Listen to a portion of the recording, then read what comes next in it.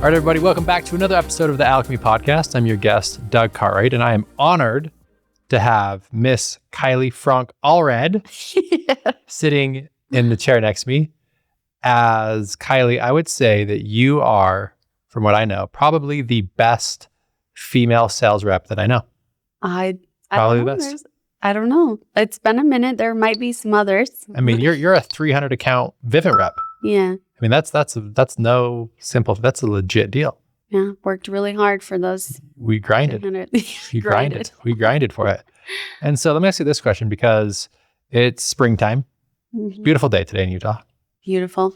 And we're getting to that point in the year where those that are in door-to-door are like getting ready to have their home opener, and they're getting ready to go out, and they're moving across the country. Yep. Do you miss it at all? Yes.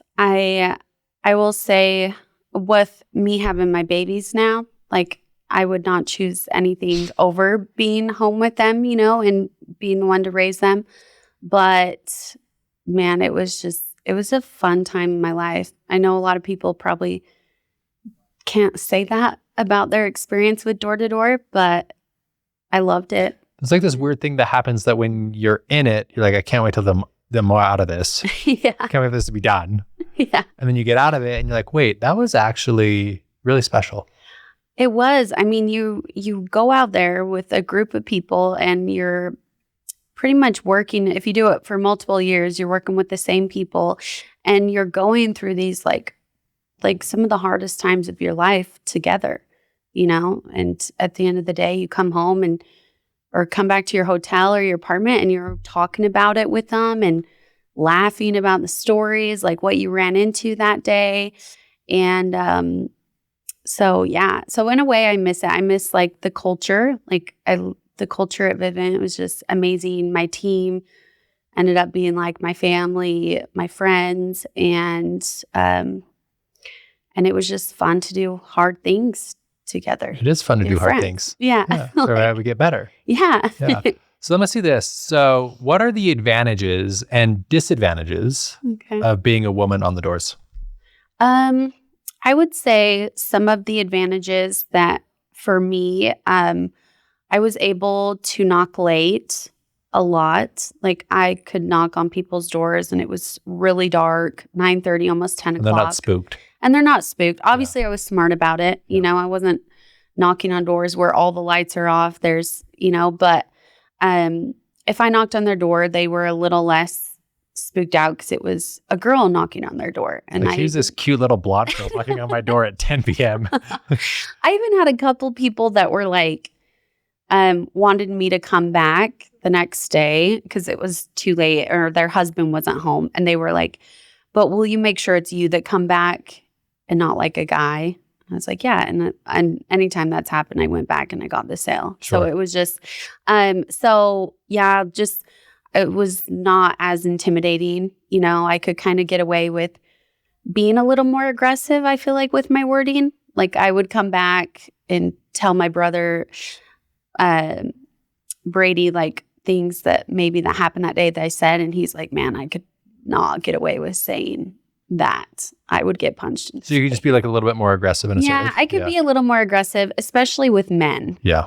With women, I mean, obviously I wanted to like earn their respect and just like not come off as like threatening or anything to them or whatever. But yeah, so I could kind of be a little more aggressive, I feel like, with my wording. And then knocking late was never really a big issue for me. But then some of the disadvantages is that a lot of people didn't take me seriously, like right off the bat. It was kind of like, and in the summer, meanwhile, I would get down to like 90 pounds, 100 pounds. So I looked like a little girl. Because you're just out sweating and walking and 20,000 steps a day. Yeah. So I looked a lot younger too, probably on the doors. And so I immediately had to just get them like their respect and get them to take me serious like pretty quickly. Otherwise, they kind of just, it was like this girl selling Girl Scout cookies sometimes on the doorstep. So that was probably the only downfall I feel like as a girl, is just like that. Were you ever in dangerous situations? Honestly, I feel like I lucked out. I had a few times, like I always knocked like middle, upper class. I never knocked ghetto. If I knocked ghetto, I was in a car and I was really smart. You know, you go to Vivint customers, you ask about your neighbors, and a lot of times people will be like, don't go to that house. That's so-and-so. And if I knocked on the door, I always stepped way back. And there was one time, though, that I knocked on this door. It was in Oklahoma. And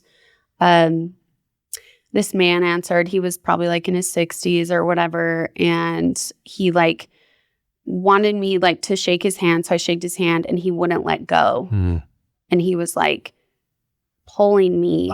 And this guy that was across the street mowing his lawn like saw, and he stopped the lawnmower and he could see like what was going on. And then like the guy stopped and then went, you know, I was like, okay, bye. And then when I was walking away, the guy was like, are you okay? Blah, blah. And I was like, yeah, I'm fine. But he didn't go into like telling me anything about that neighbor. But that was kind of, I tried to just be really smart about it. And I always said my prayers and was just like, please protect me, you know, on the doors, help me to know like when I'm in danger. Or honestly, I was more afraid of dogs than I was people. Same. I had a lot of scares. Did you ever get bit by a dog? No, but there was a couple once, times. I remember this dog got a hold of my inner thigh and it just That like, happened to my brother. I'm like, oh, it's the worst. See, there's been a couple times where I was like, I think I almost just died because of the dogs. Like, it was just timing. I would have got eaten alive, I think, if. But yeah, I think a lot of girls get nervous. But I feel like if you're smart and you just, like I said, you kind of start to kind of know the area, but like that you're knocking. But it wasn't. Yeah, my niece, she's 21. She was 20. She did pest control last year. Oh, cool. As a 20-year-old. And she's, you know, a really beautiful young girl. And my mom, my sister, her mom was like freaking out. You're not going to go to Alabama and knock doors. Oh my gosh, you know. And it was fine, It's a good market. It was fine. It's great. It's great market, you know. It's like, and so it's really cool because there's a lot of women in alchemy as well. And I think like women are totally underutilized in the industry. Like so many more women I think can get on board with this and go and do it, and just the skills that come from it. And I think it's a lot safer than people think. No, it is. Yeah. Like it's not as scary as people think. And obviously, I think it just depends too on like your area. Like I'm not going to go knock somewhere sketchy, like ghetto, where it's like, you know, who knows what's going on. But yeah, if you're just smart about it, I don't think. Yeah. Not an issue. Not an issue. No. Yeah. So one thing I really want to talk to you about is the 300 account mindset, right? So everyone who signs up to do door-to-door, whether it's Solar, Past, or Vivint, always has a really big goal of selling in the top 1%. And statistically speaking, 99% aren't going to make it. But we have both been in that elite club. So I'm curious from your perspective, what were the mental shifts or the mental growth that you had, or the jumps you had to make from becoming a good sales rep to being in that 1%? What's the shift someone really has to embrace to get to that upper tier, that top 1%? Yeah, I actually love that question because I feel like it started from my first year when I funded 100 accounts. My obviously next goal was to fund 200. And everyone was like, that's really hard, you know, to do your second year. But that's where I feel like I had to shift my mindset to even reach the 300 in my third year. And I feel like what it was that, so I was always getting advice from top performers, right? Like guys that have been doing it for 10 plus years. Like, you know, what are some, you know, advice? And then my second year, I knew that since I didn't have as much experience as them, I knew I had to put in more work than they did to hit the 200 accounts. My cousin was my manager at the time, and I was like, hey, are you good if I don't go to correlation and I go out early? Like and he knew that I was working, so he was like, yeah. Which is a manager you never hear from your reps. No, yeah, but he knew that I was, because my numbers would show, you know, and I was like, I knew I had to put in more work than they did. And it all started with also short-term goals. So I mapped out, because a lot of people will be like, I want to sell 200, I want to sell 300. And it's like, okay, so what does that look like on paper? So week by week, I was like, okay, this is what I have to hit bare minimum each week. And that's with cancels, everything. And say like I had some cancels, I was always calculating, right? And so I was like, okay, I have to hit, so I had 2 cancels last week. Okay, so I got to make up those 2 this next week to hit my goal. And so I feel like to hit those numbers, the biggest thing was just setting those short-term goals of like, this is non-negotiable. I have to hit these numbers. And if I didn't hit them that week, I had to make up for them. And it was just kind of one of those things like... So that means going out early, staying out late, not getting Sundays or... Yeah, having to go out early, like multiple days. Because I never wanted to ever do extensions. So it was like... Same. I never did. As soon as the cup's over, I am out. See ya. Going to Lake Powell. So yeah. and so I feel like my biggest mindset shift was like...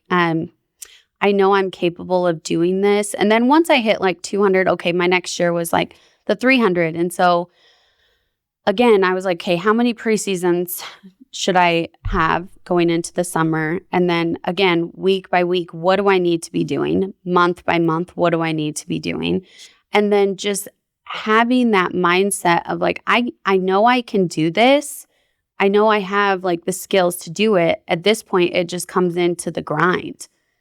You know, and so I feel like that was kind of the biggest thing, and just wanting it so bad. Like I wanted it hungry. So bad. I was so hungry. I was like, I want to hit this so bad. And when you have that mindset to where it's just, it's non-negotiable, you're going to hit it.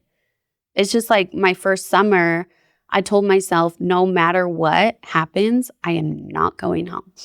I am sticking it out. I'm not trying it out. I am doing it.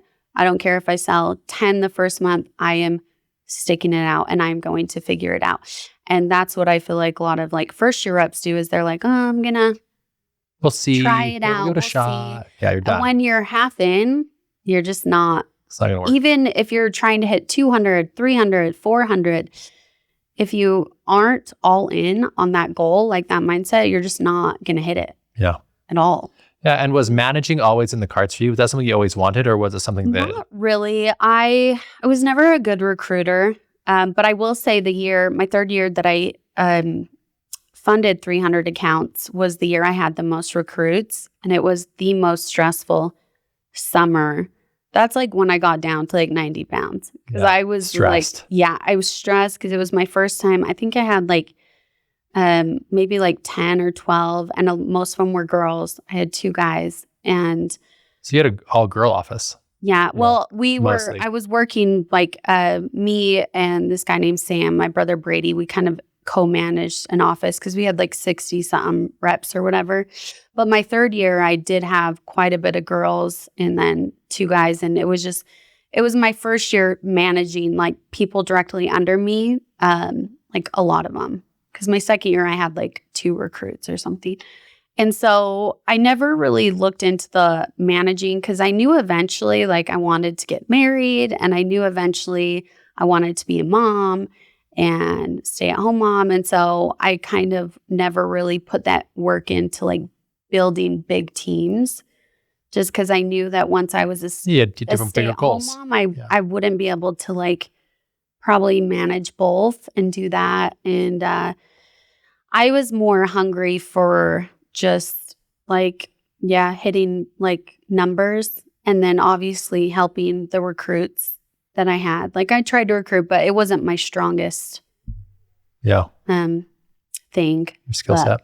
But it's kind of crazy. The year that I sold the most is when I had the most recruits, and it was like the most stressful year of my life. But so let me ask you this, because there's a lot of people listen to this podcast or might be early in their leadership career, early in their management situation, might be managing a team for the first year. Yeah. What are some of the mistakes that you made? What advice would you give yourself if you could go back on what to avoid in your first year managing? I would probably not waste too much time and energy into people that just that don't care to aren't try. Committed. Yeah, aren't committed. I wouldn't waste energy and time in people that are constantly asking for money, that are asking because they can't, or playing the victim card, or texting you an area. I got to the point where I was like, look, guys, unless you're dying between this hour and this hour, don't hit me up. If you have questions, write them down and we'll go over them. But I don't want to hear like that you're struggling. Like, it's just, because that was me. I got thrown into it and I didn't, and I feel like that was the best way I learned. And so, I just feel like, not wasting so much energy into people that don't want it, that people that want it more for them. That's great advice for life. Yeah. Not just managing. If you want it more for them, which happens a lot. Because you want your team to succeed. I wanted more success for them than they wanted for themselves. It's just not worth it. It's not going to work. It's just not. Yeah. You can't be like a babysitter. You can't motivate someone.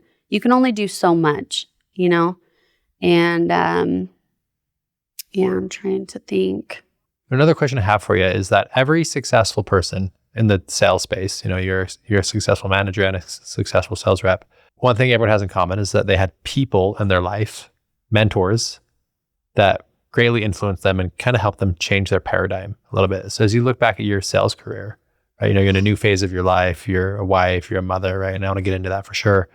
But as you look back at your career, as you excelled in this top 1% performer, who are the people that had the biggest impact on your life, and what did you learn from them? Oh man, I would say both my brothers, my brother Trevor and my brother Brady. Trevor's a goat. Yeah, he is. Fun fact about me and Trevor, we have the same birthday. Oh, really? Mm-hmm. That's cool. But Trevor's like one of the all-time goats of Vivint. No, he's awesome. And but they were there from the beginning. My brother Brady trained me. Because my brother Brady was single forever, I was single, so we were always rooming together. It was just always, so both my older brothers were a huge impact. My cousin Jared was also huge in my life of just being like a role model and mindset. And then there was tons of, leaders at Vivint, Casey Boz, like super inspiring. He's awesome. And he talked at my husband's home opener and it was just amazing. And then he's talked at like Vivint's and it's just awesome. And then there was just a lot of guys on my brother's team that had done it for so long that Landon Lish was one of them that took time to let me ask him questions and to really like try to learn from them. Yeah. There was times my friend Phil, he's from California, helping me with deals, that I couldn't close while I was learning and everything. But yeah, so there was just so many people, but I would say my brothers were my biggest thing because they were really hard on me, especially my oldest brother. Some tough love. Very tough love, but it was good. Yeah. And I think if they would have been soft towards me, I don't think I would have developed into who I was. Yeah. No. Yeah. On that too, it's really important to have the right mentors, right? Your brothers, some other friends really support you. But at the same time, we also have to have mentors and teachers that we don't know, right? Books, sales training, audiobooks, podcasts are all really important in your growth. So I'm curious, as you look back at just your skill set, not necessarily, your leadership abilities, but just your skill set that really helped you. What were some of the top sales books, podcasts, trainings that you did that actually really cemented you into a phenomenal salesperson? So if I'm going to be honest, I don't usually read. I didn't read any sales books. Wow, all natural over here. No, a true savant. No, I would read, I read a Grant Cardone book one time. I can't remember. I've actually become more into reading now that I've been really good. But I would say the biggest things that helped me when I like to learn sales skills and everything at Vivint, they had what's called 30 Days to Pro. Yep. And so I just studied what top performers, I was like, okay, I did a bunch of those videos. Yeah. I'm like, okay, these guys obviously know what they're talking about. So I'm going to like, do what they say. I will say I did listen to, okay, I lied. I did listen to some Ed Milet podcasts. He's great. So good. Yeah. And saw him in person and he was incredible. But I listened to some of his stuff. Actually, I remember the only time I drove really far for a preseason trip was to Hobbs, New Mexico. And I was listening to Ed Milet. Had kept you company that whole trip? I think I listened to David Goggins too. Yeah. But I would say 30 Days to Pro at Vivint was... You're locked in. It really helped me a lot because it just went over everything. Yep. That, Yeah. And just, yeah. So tell us a little about this transition, right? You're managing, you're a top sales rep. You always have this goal to be a mom, to get married, right? Yeah. And you've done that. You made that transition. Yeah. All right. So tell us a little bit, because Adam was in this chair a couple of weeks ago and he shared the story of how you guys met, but I want to hear from you. Oh, yeah. Right. Tell us your experience with Adam and how did you know Adam was your guy? So I was actually out knocking, selling, and my dad had been sick for a long time, but with cancer, different types, and we got notified that it was hitting really fast, and it was the summer that COVID kind of went down, and so I went home for a couple weeks, and I never go home from summers for anything, obviously with my dad dying and stuff. And I remember I was just sitting at my parents, because my dad was on bed rest, and I was just so, like, what am I like doing? Like, I was stressed because I wasn't out working, and and my dad passing, and so I was like, I'm just going to download a dating app and like maybe like kill some time while I'm at my parents. So, but I put my location farther because I did not want to meet anyone from no locals. Tremont. Yeah. So, where I was from. So, and I ended up, and I had used dating apps for on and off for 10 plus years or whatever. And yeah, so I matched with Adam and, talked with him, and I was talking to some other guys too. And we were just like friends. He kind of, he didn't believe me that I worked at Vivint because my bio said that I was at Vivint. And he goes, why are you home then? Yeah. And I explained in the situation, but we talked for like a couple weeks, and then I went back out. We never had met. And then I went home. So I went back and forth a few times. And then one time my mom was like, you should just, because he was like, hey, if you want to just get out of the house and go get some food or something, I'd be down, blah, blah, blah. So my mom's like, yeah, you should go, like, get out of the house. So I was like, okay. And so I drove to his house because I did not want him to, because, you never know if it's going to be weird or whatever. And yeah, we just hit it off. We stayed up talking till like 3 a.m. I actually was talking to another guy before him that I was more excited to go out with. And I did go out with him first. And then I was like, not it. Plan B's. Yeah. Adam was second choice. But then I ended up marrying him. So, but yeah, I felt like, I was like, oh my gosh, I could actually see myself marrying this guy, even though it's our first date. How soon did you come to that realization? First date? First date. I was like, you're in. I was like, wow, I think I could like see myself, and I had gone on a lot of dates. And so, but I was kind of in a vulnerable place, so I was like, I didn't take it too seriously with how I felt. And, time went on, I was going back and forth. And then, my dad passed, and I felt really strongly I should invite him to the funeral. And I was like, am I crazy? I just feel like I'm going to regret this, if I don't. And I invited him, and then he was on his way up, and I was freaking out, and I was like, I shouldn't have invited him. This is a mistake, blah, blah, blah. And then, we, I'm sure he told you, but we went on a trip to Costa Rica, and that's when he supposedly was like, you're the one, blah, blah, blah, because we were a little different. I was afraid, like, I'm Mormon, but he was a little more hardcore than I was, you know? And then when he came to the realization that he wanted to marry me, I started freaking out. And I was like, actually, I don't know. We came home from the trip and he was talking about finances, all this stuff. And I was like, my heart is just like racing. I have all this anxiety. Like, he's just wanting to get married in like a few months. And I'm like, what? No, this is not right.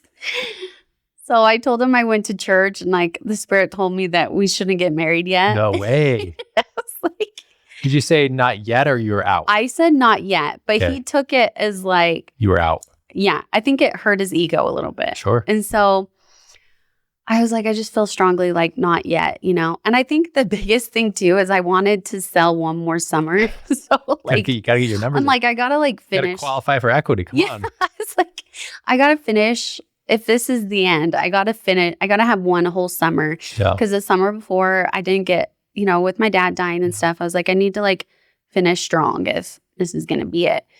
And but anyway, so he kind of backed off once I was like, just maybe not yet. Like, I feel like we should get married, but I feel like we need to date still. We need to go through the dating stage first. And he just like backed off. And I knew that he would. So then I had to kind of come like to him. React. Yeah. Like, okay, I have to like show a little more because he really just, it's just like, this is not meant to be, you know? And yeah, and then we got engaged. It all worked out. We got engaged in April, but then I went out and sold one last summer, and he would come out and visit a few times. So is the saying that when you know, you'll know, is that true?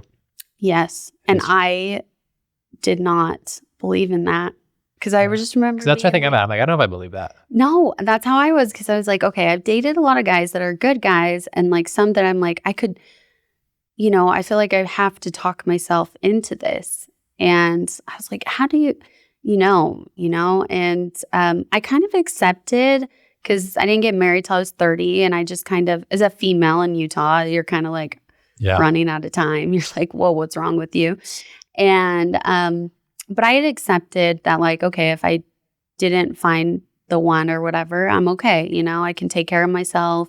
The only thing that would be missing is my, like having kids and being a mother. But then I was like, oh my gosh, this is what they talk about. When you know, you know. But then, you know, some people end up in divorce. So I don't know.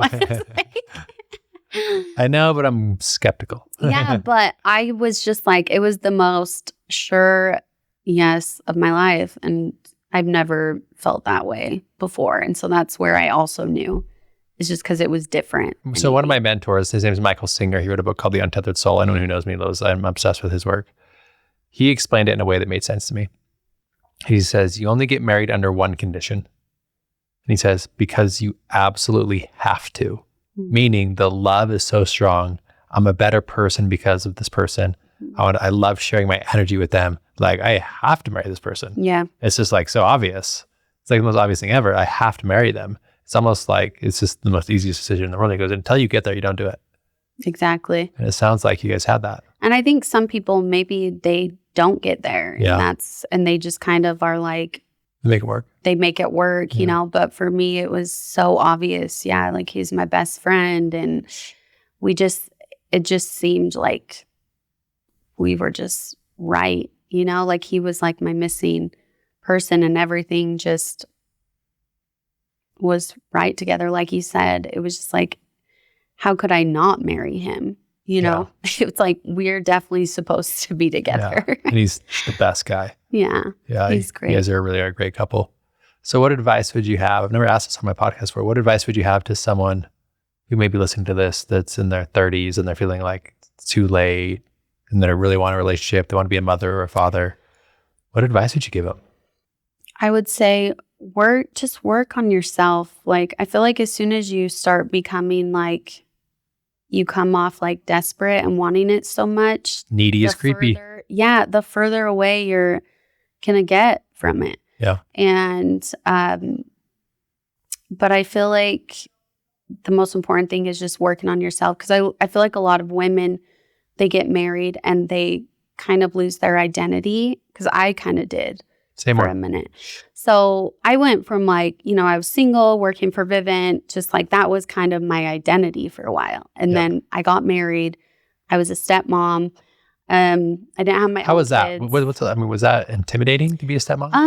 Yeah, a little bit, but not too bad. I had like done a lot of nannying growing up, and I dated a guy that had a daughter for a while.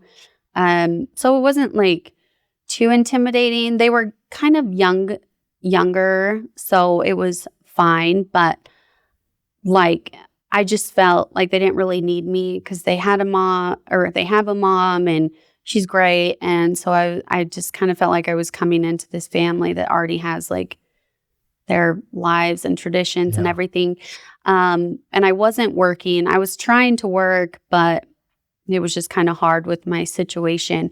And for a minute, I'm like, who am I? Like my identity was like my work, and now I'm like, I don't know who I am. Yeah. And so I feel like sometimes a lot of women go into marriages and they don't get an identity for themselves before they go into the marriage. And so they almost are trying to find their identity through their spouse. And then when things like don't go well or whatever, it's like that's when they like become clingy or whatever, because they've never really found themselves. And they've been waiting for this man to come and just provide for them and save them from their single life and save them from having to work and save them from this. And so when they get into the marriage, they kind of realize like, oh, wait, I can't rely on someone else to build my identity for me. And I think that happens a lot. And so I would say really work on building yourself like to the best version of yourself. And that doesn't necessarily mean like going out and finding this career that's like, like making millions or whatever, but just finding yourself to where you don't need anyone else. Yeah, how does one do that, right? So you hear that a lot. So you got to work on yourself. You got to find yourself. And it's like, okay, that sounds really good, but like, someone listening like, Kylee, how do I actually find myself? What are some things I can do to actually build that relationship with myself where I'm not subconsciously seeking someone to come save me? Yeah. I think the biggest thing is finding things in your life that is going to challenge you and make you better. Like kind of allowing yourself to go through like really hard things, because that's where you really grow and that's where you really start to find yourself, is when you go through hard things. Like I feel like doing door-to-door sales was, when I started, the hardest thing I've ever done in my life. And I look back, and if I would have quit, and I hadn't gone through that, I don't think I would be who I was today. Yeah. Like with like my confidence and what are some of those attributes? I mean, you're in a totally different phase now, right? There's Kylee, who's top sales rep, manages a big team, and now there's Kylee, who's married and is a mother. What are some of the characteristic traits from door to door that actually have like maybe benefited this new part of your life? Actually, just like phases that I'm in right now. Like I'm in the deep of postpartum right now, and my postpartum's been pretty bad with my second child, and I just I look back at like the times like that I went through, like when things were really hard, and I'm like, man, if I can just stick this out, I know things will get better. Just like I know this is kind of a phase right now. And this too shall pass. This too shall pass. And I was actually telling Adam, it's been really hard. Like I had a hard time breastfeeding with my first, and this one I've had I can. But I mean, man, nowadays with like the peptides and everything, like there's just there's so much of me that wants to just get back to who I was, like get back in shape and do this. And there's just, with everything there is now, like that instant, like, hey, you can get back to this, like, but you can't do that, like if you're breastfeeding and stuff and things like that. And I was telling my husband, I was like, you know what? I know that like the breast milk is the best thing for my baby, but also what's keeping me going is because the easiest thing I could do is just stop. Mm-hmm. I could stop breastfeeding and go to formula and go take peptides and go do all this. But I know that's the easy way out, so I'm not going to do it. I'm going to like go do it the hard way, like I'm going to bounce back the best I can and still give my baby like what she needs. And it just goes back to like, there's no shortcuts with when you really want to like get better. Yeah. You want to grow. You want to get better. You grow, cannot like, you cut corners. have to go through the hardships. You can't cut corners. Yeah. I mean, it's just such a great metaphor for life, right? All growth is uncomfortable. All growth is uncomfortable. And my stepson, he's 12. He's in sports. And I like talk to him a lot about just the mental toughness, right? With sports and life. And so I feel like with what I gained there, I'm able to help my stepkids. How was that received by him? I don't know. I mean, I think he like accept, and he's just like, yeah, like, but I don't know exactly how he's processing it in his brain. He's a very emotional kid. And so, so I tried to give him examples and of like what I went through and just like the mental toughness and things like that. But I think he handles it well. I think he takes it well, but it's, it's just like, oh, and another thing was too, I remember when I was trying to lose, I gained 65 pounds with my first baby. Wow. And, like my regular weight was like 120, 115, and I gave birth at like 185. Wow. And I remember like going through the postpartum of like losing my weight and stuff. And I just remember thinking back to the doors and just being like, I just have to trust the process. Like if I just keep doing what I'm doing and it's going to work, just like the doors. If I just keep doing what I'm supposed to be doing, eventually I'll figure it out. And so little things like that, I always would come back to the doors. Just that grit, that resilience, that embracing hardship. Embracing the suck. Yeah. Yeah. Talk to us about what it's like being a mom. So I'm in a phase of my life because a lot of my friends are married. A lot of my friends are having their kids for the first time. Mm-hmm. And I love asking the question, what's it like to give birth and be a mom? How can you explain that feeling? Well, giving birth is, I mean, the whole thing's incredible. The whole thing, like the pregnancy, everything.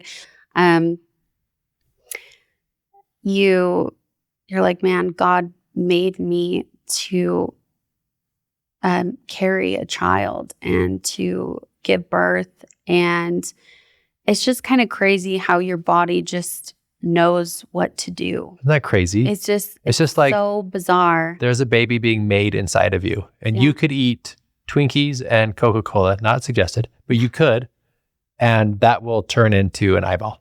Yeah. Like what? It's just like, what? I know. I'm like, babe, I'm tired today. I just made a kidney. Yeah. And I just made a liver. Made a spleen. I made a spleen.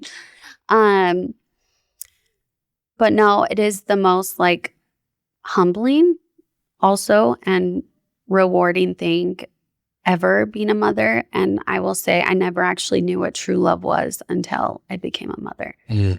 I hear that a lot. So my friend Alex Hall, she was on the pod.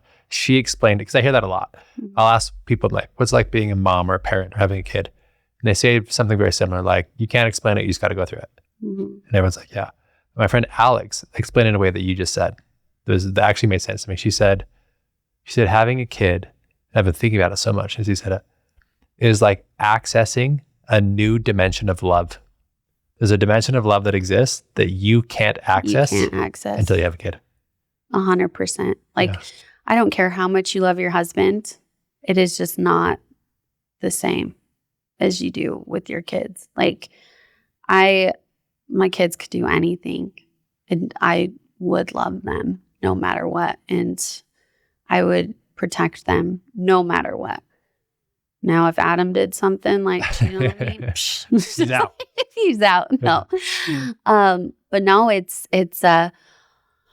but it also is like the most anxiety you'll have in your life because you just don't want anything bad to happen to them. You know, it's just this constant, especially like postpartum, you get these horrible thoughts in your mind. Yeah, tell me a little bit. I don't know much about postpartum. I know that it's a very hormonal thing. Right? Yeah, so it's Anxiety, just like depression. What's it been like for you? I think it's your progesterone drops. Yeah, it's kind of weird. It's different. Like I remember with my first, I really I had suicidal thoughts, but I thought about like me, you know, it's awful, but I thought about me rolling off the roof with my baby and us dying together.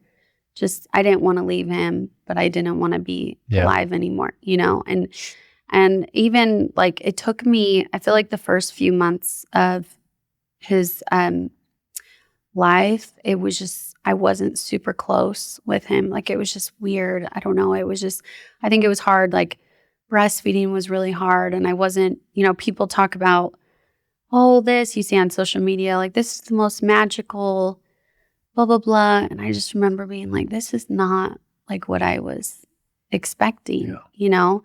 And just the thoughts I would have. And then, you know, I went to a therapist just to help. And they were like, this is completely normal. Totally normal. It's totally normal. And was that relief for you, or what was that like? Yeah, that? No, it was relief just knowing that like it was normal because the thoughts were just insane. Like crazy I just thoughts, I've never had these thoughts. I'm numb to everything, to life. Like Adam was just like, what can I do? Like he just didn't know what to do. And this second time around, it's been rough in a sense, like just the, you know, the no sleep, it kind of makes you go crazy a little bit. And then, just you get that depressed numbness. You kind of lose yourself for a little bit because it's just like, but then you take a step back and you're like, man, I am keeping this baby alive. You know, like I'm fully responsible for this baby's life. Responsible for this baby's life. I saw this reel on Instagram the other day where it was like this mom's just like not feeling like she did anything productive that day. You know, like she's in the depths of like postpartum, things like that. And then it showed like her baby, and her baby's like, my mom did so much for me today. She fed me. She cared for me. She played with me. She loved me. She did so much. And it's just like, I was like, man, like it's just little reminders like that, that kind of, you're like, no, you are doing a lot. But I don't know, sometimes. And I feel like I would feel kind of resentment towards Adam because I'm like, you don't have to go through any of this. And I do, you know, but then I'm like, you know what? I get to go through. I get to go through all of this. I get to experience having our baby with me for 9 months. I get to produce milk from my body and feed our baby. I get to, you know, but I had that change where I was like, I get to do this. And it kind of helped with me not feeling so resentful of like, his body doesn't have to change. He still gets to do his normal life every single day, where it's like, no, I get to do all of this. Like he won't have these connections with the baby like I do, you know? Yeah. What would you say to, let's say there's a husband listening to this and his wife is in postpartum, right? How can that husband best show up, or what are some things this person do to show up to support their wife? What might they need?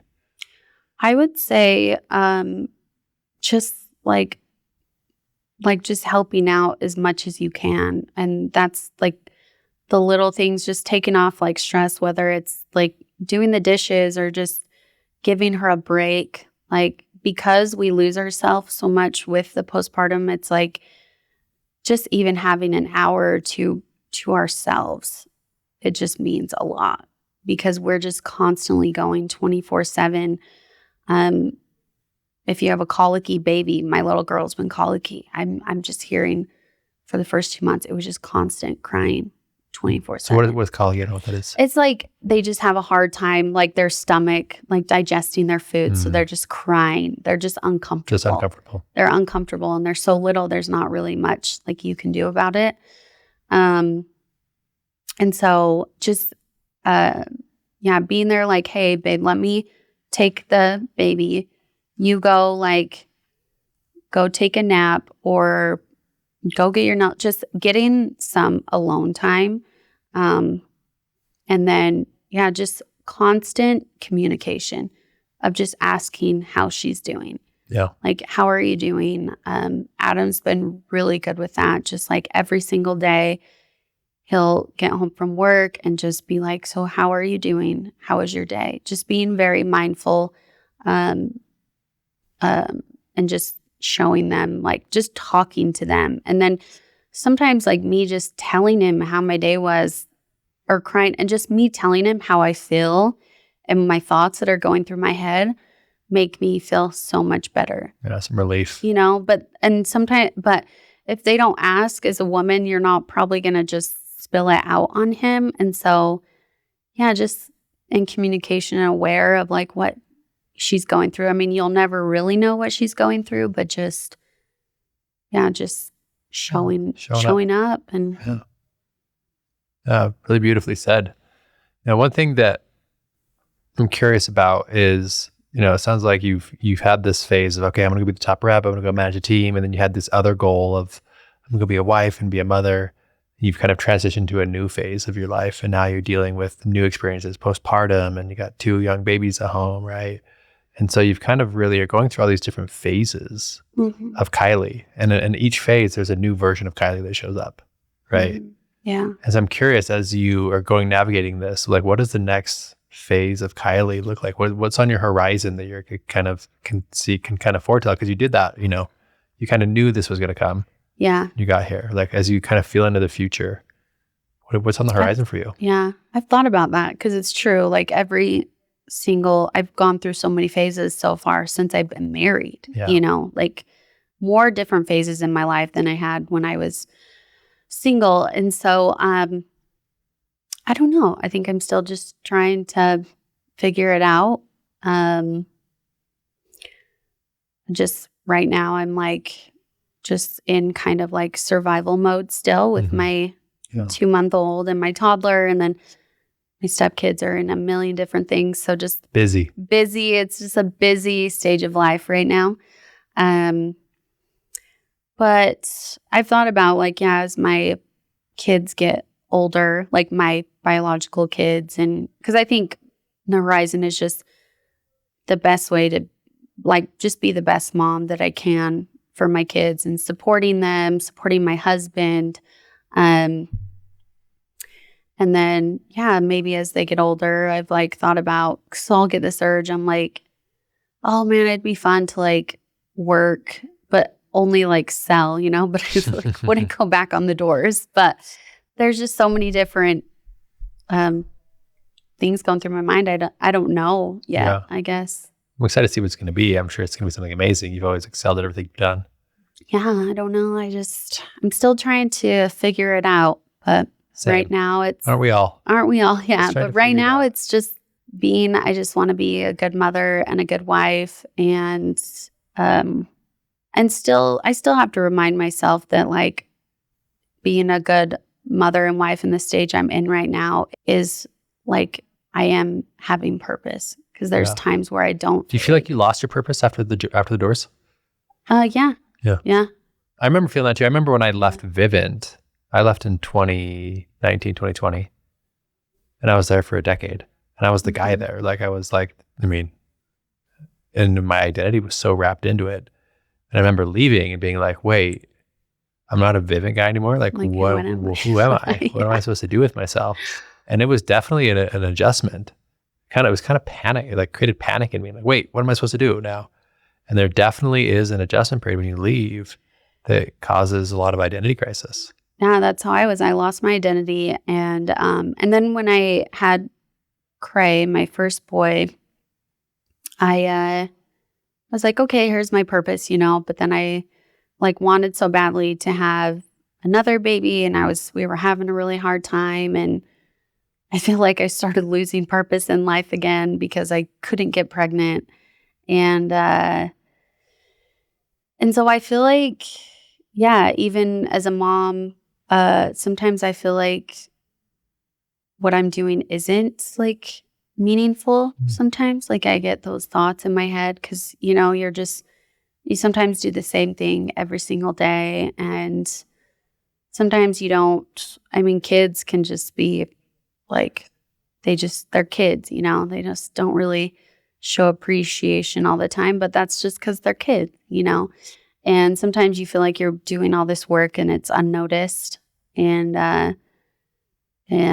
so I feel like I constantly have to remind myself that what I'm doing is amazing, and it is like, and I do have a purpose, and it is what I'm supposed to be doing right now, even if I'm not making money while I'm doing it, it still has meaning, and it's still so important. Yeah, from my perspective, it sounds like you're very aligned in kind of your purpose. A deeper question I have for you is, how did having your own babies change your relationship with God? It made me way closer to God in a way because I felt him so close because he made me so I could make them. And there was so many times I felt God's love through my babies, especially like when they were inside of me. And there was a lot of like tender mercies that I experienced through God, especially with my first. And it just made me realize like God, is perfect, whoever God is, Yeah, what does God do you? I don't know. I grew up thinking it's like this man with a white beard and stuff. On a robe, on a throne. Yeah. And I think he's just so much more than that. Like so much more. I think it's more than we could even process, our earthly minds could even understand. And being a mother and seeing what my body has done and the way that God's designed like me and having babies. The natural intelligence of life. I'm like, that is crazy.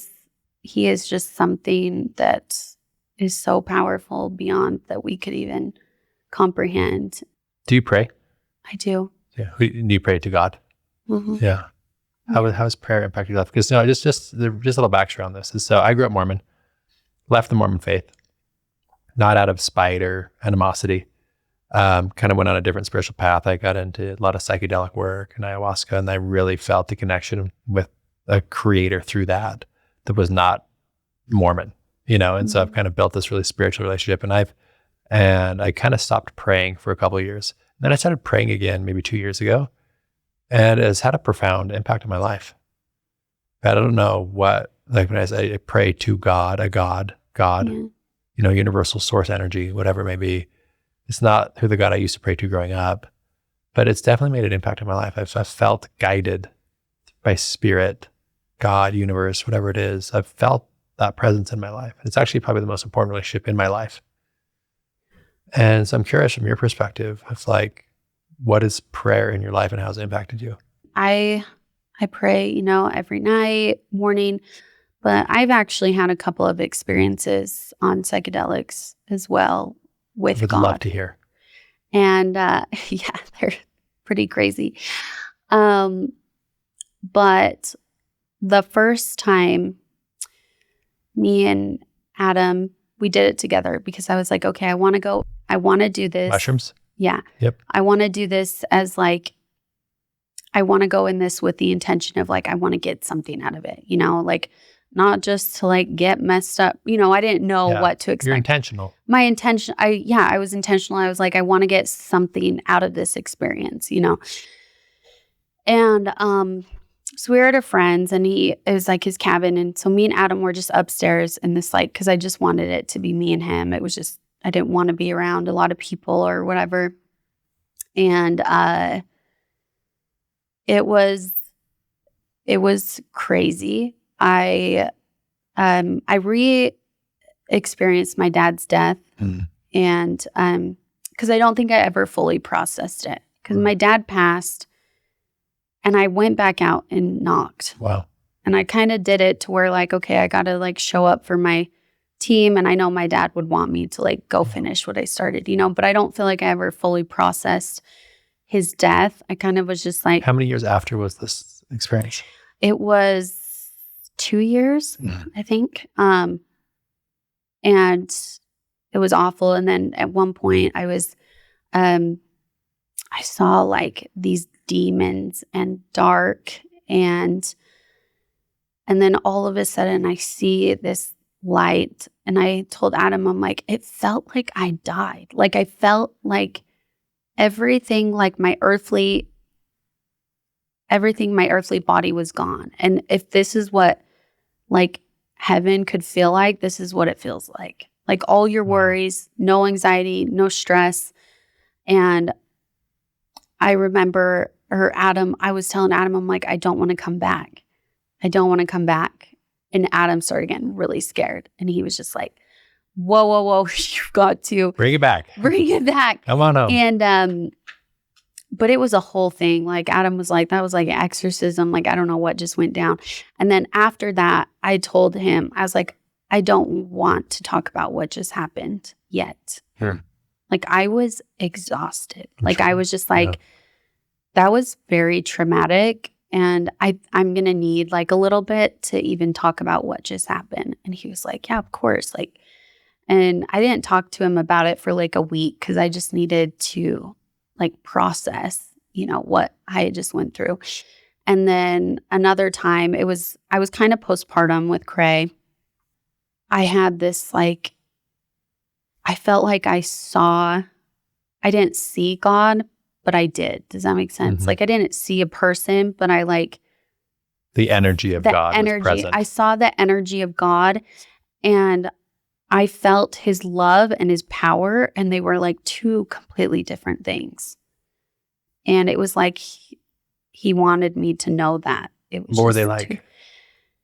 It was just, they were both so powerful. Like the love was just like this love that I can't even describe. Like it was just, and then the power, it's not that I necessarily felt this strong power. It was mostly like I knew that they were completely different energies. It wasn't like just one. I don't know why, but it was just like, that's what I got out of that, is that those were just the two different.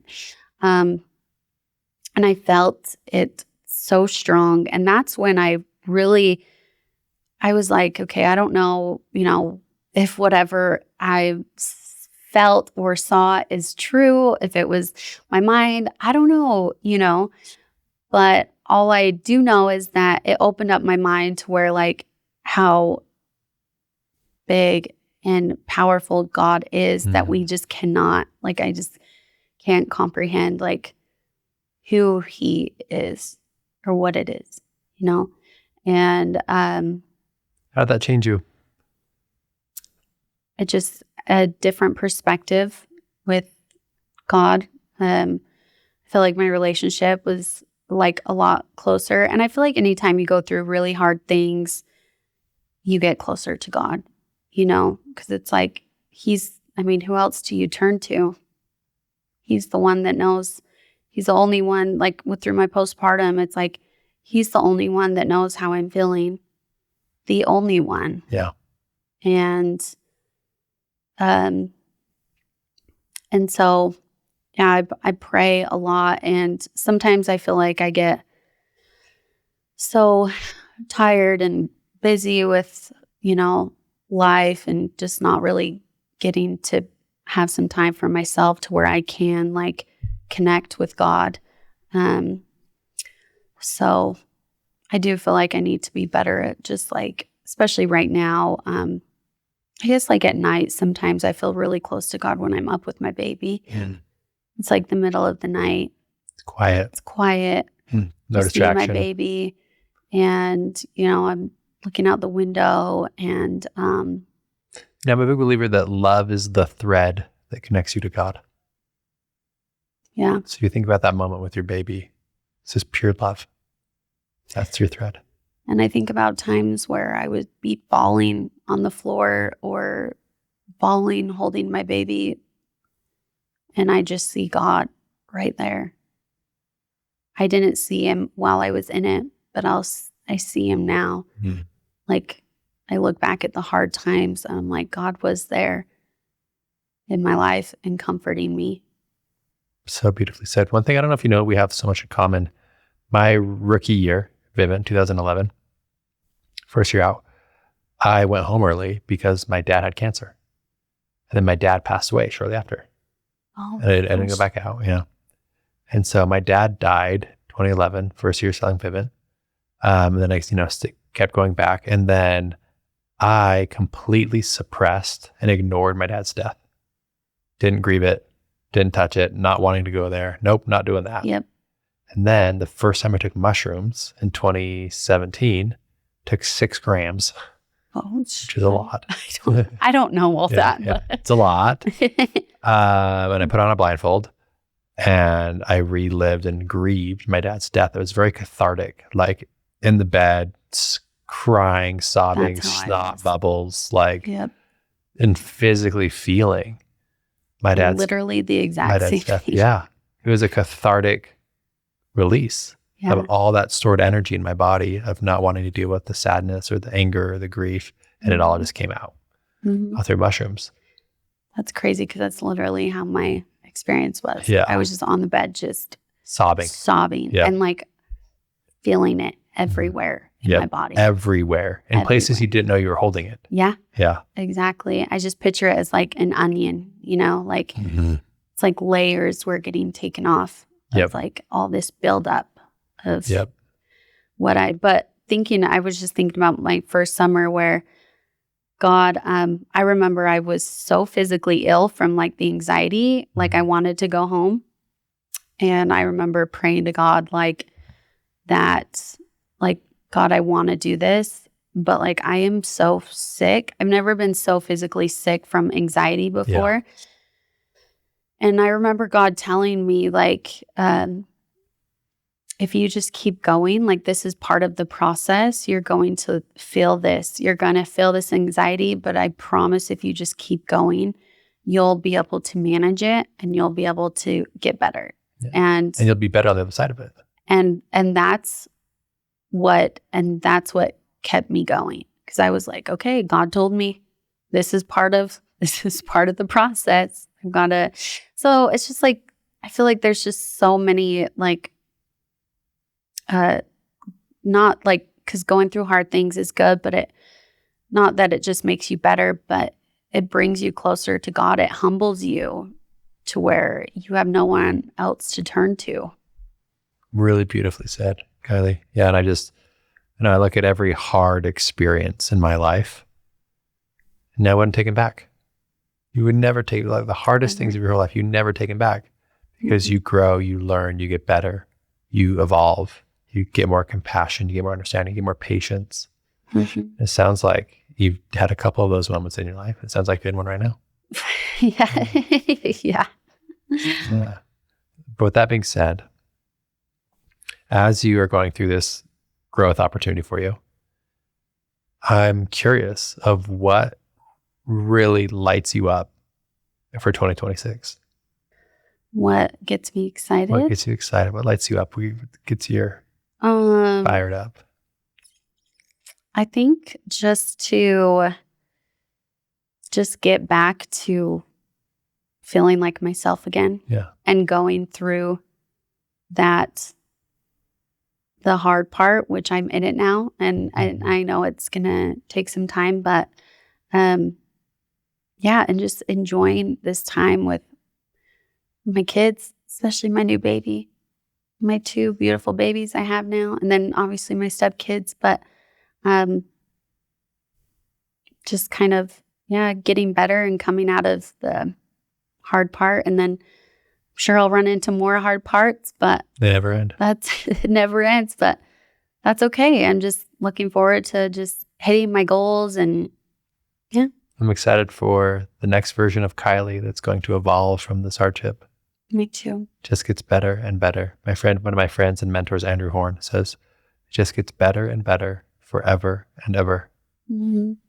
I'm excited to see that unfold for you too. I'm excited. Yeah, I keep, as hard as it is, I'm like, man, I'm going to come out so strong from this. Yeah. So excited. Problems are the nectar of life. They help us grow. Exactly. Well, Kylee, I'm super excited for you. Thanks so much for being on the show. I'm honored Thanks for having me. I'm honored to have you. You're an absolute legend in the door-to-door space. Probably the best female rep I know by far in the industry. Well, you're so Hall nice. of Fame. Hall of Fame. Oh, you're so nice. So it's so great to have you. No, it was a great conversation. Amazing. So thanks for having me. Thanks, Kylee.